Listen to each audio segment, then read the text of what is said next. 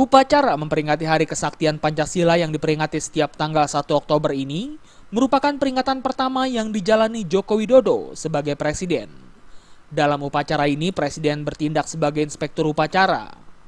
Peringatan Hari Kesaktian Pancasila ke-50 tahun ini dihadiri oleh Wakil Presiden Yusuf Kala, para pimpinan lembaga tinggi negara, Menteri Kabinet Kerja, dan 1.029 peserta upacara yang terdiri dari personil TNI, Polri, KNPI, Pramuka, dan pelajar.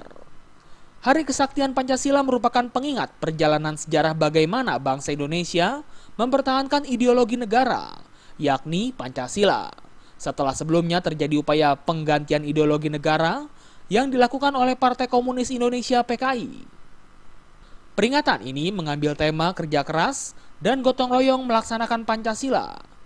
Tema dibuat agar 70 tahun kemerdekaan Republik Indonesia ini, masyarakat Indonesia dapat lebih bekerja keras dalam mengamalkan Pancasila dan bergotong royong dalam pengimplementasiannya di kehidupan sehari-hari.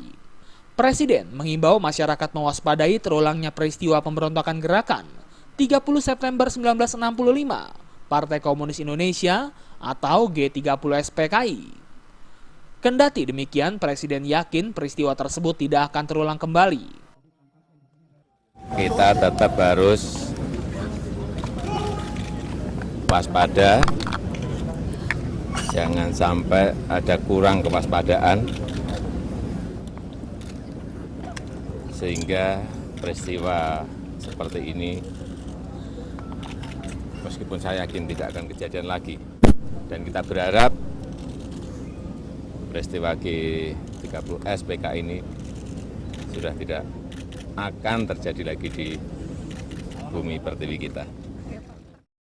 Usai memimpin upacara, Presiden Joko Widodo menyambangi Lubang Buaya dan rumah penyiksaan 7 pahlawan revolusi. Presiden juga melihat monumen Pancasila Sakti untuk mengingat perjuangan para pahlawan revolusi yang berjuang mempertahankan ideologi negara RI, Pancasila, dari ancaman ideologi komunis. Di sini menggambarkan relief yang menggambarkan. Dari Jakarta, Linda Puspitasari dan Adam Irhas melaporkan.